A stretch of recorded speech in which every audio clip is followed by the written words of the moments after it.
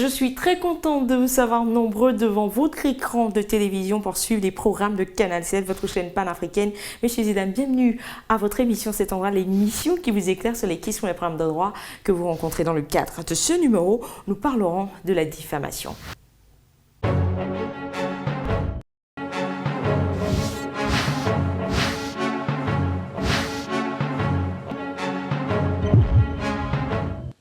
Il se défend, mais les accusateurs décident de le livrer à la police. Alors qu'il est 11 h, le pauvre homme voit des photographes et des journalistes, un hebdomadaire de la place nommé Vérité avérée, arriver pour lui prendre une photo.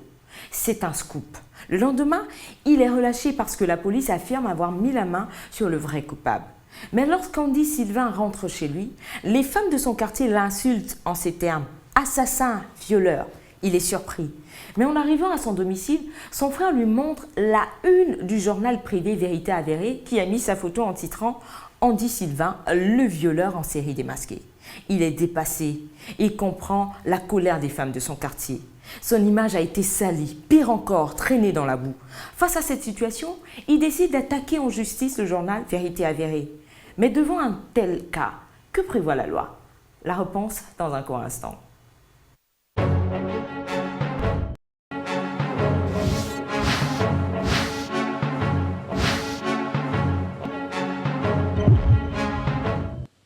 De retour pour la suite de votre émission Cet endroit. Avant même de lire le droit dans cette histoire, nous trouvons important de définir ce que nous entendons par diffamation. Retenez que c'est l'imputation d'un fait non avéré qui porte atteinte à l'honneur et à la considération d'une personne, confère article 283 du Code pénal.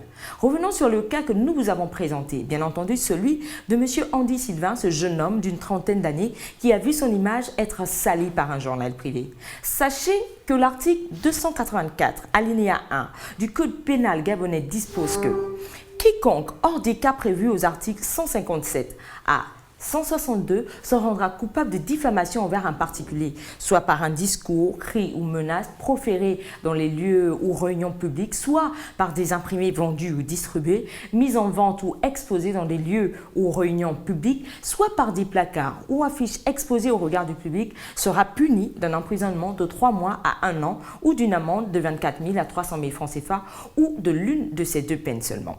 Au regard de cet article, le journal Vérité avérée fait partie de la catégorie d'imprimés vendus. Et pour rappel, il avait titré en première page « Andy Sylvain, le violeur en série démasqué ».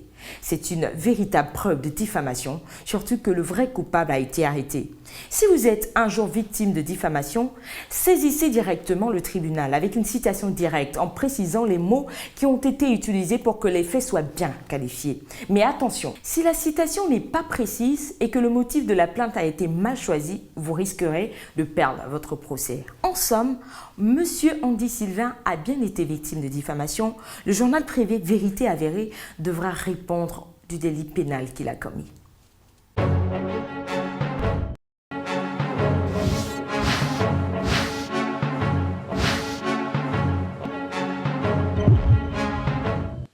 Voilà, c'est la fin de votre émission Cet endroit, en espérant vous avoir servi tout au long de ce numéro consacré à la question de la diffamation.